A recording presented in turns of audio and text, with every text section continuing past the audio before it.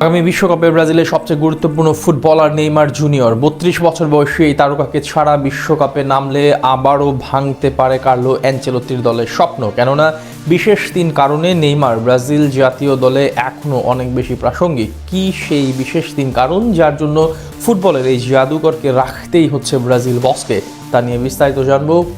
18 October 2023 উরুগুয়ের বিপক্ষে Brazil জাতীয় দলের হয়ে সর্বশেষ ম্যাচটা খেলতে নেমেছিলেন নেইমার। এরপর প্রায় 3 বছর হতে চলল দলের বাইরে এনজেটেন। আশার বাতি অনেকবার জ্বললেও আর ডাক পাননি সেলেসাও দলে। মূলত ইনজুরির কারণে বারবার ছিটকে গিয়েছেন এই তারকা। তবে কার্লো আনচেলত্তি দায়িত্ব নেবার পরে একবার ফিটনেস অজুহাতেও ডাক পাননি তিনি, কিন্তু ঘনিয়ে আসছে বিশ্বকাপের দিনক্ষণ। এখনো পর্যন্ত নেইমার দলে থাকবেন কিনা সেটা নিশ্চিত নয়, যদিও কার্লো আনচেলত্তি নেইমারকে নিয়ে অনেক ইতিবাচক কথা বলেছেন। কিন্তু যতক্ষণ পর্যন্ত দলে ডাক পাচ্ছেন না ততক্ষণ পর্যন্ত নিশ্চিত দিয়ে কিছুই বলা যাচ্ছে না। তবে প্রশ্ন হচ্ছে, নেইমার এখনো ব্রাজিল জাতীয় দলে কতটা প্রাসঙ্গিক? শুধু কি ভক্তদের আবেগের ভারে আর বড় তারকা হবার কারণে নেইমারকে ব্রাজিল জাতীয় দলে ডাক পাবেন, নাকি তার প্রয়োজনীয়তা আছে?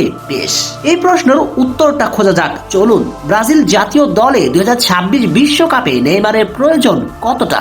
প্রথমত, আগামী বিশ্বকাপে ব্রাজিল দলে তারকা ভরপুর।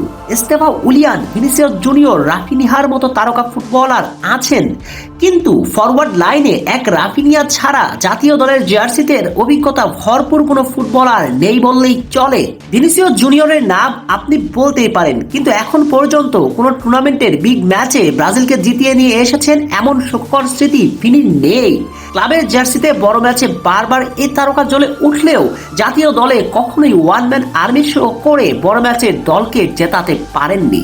এরপর রদ্রিগো কিংবা এস্তেভাও উলিয়ান বয়সে একেবারেই তরুণ, অথবা সেন্টার ফরওয়ার্ডেও যারা আছেন তারা একেবারে অনভিজ্ঞ জাতীয় দলের বিবেচনাতে।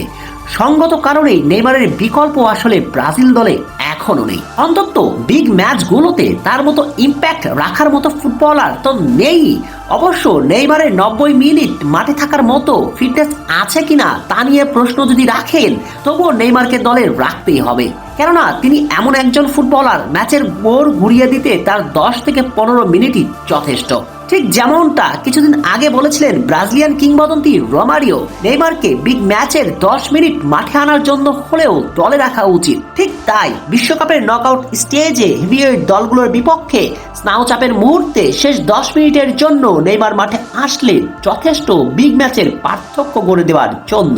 তরুণ এস্তেভাওরা নেইমারের জন্য জীবন বাজি রেখে মাঠে খেলবেন। সব মিলিয়ে ব্রাজিল জাতীয় দলে এখনো প্রাসঙ্গিক নেইমার জুনিয়র। কার্লো আনচেলত্তি নেইমারকে ছাড়া দল সাজালে সেটা মোটেও দলের জন্য ভালো কিছু বয়ে আনবে না। নেইমারকে ব্রাজিল দলে তাই রাখাটা অনেক বেশি গুরুত্বপূর্ণ।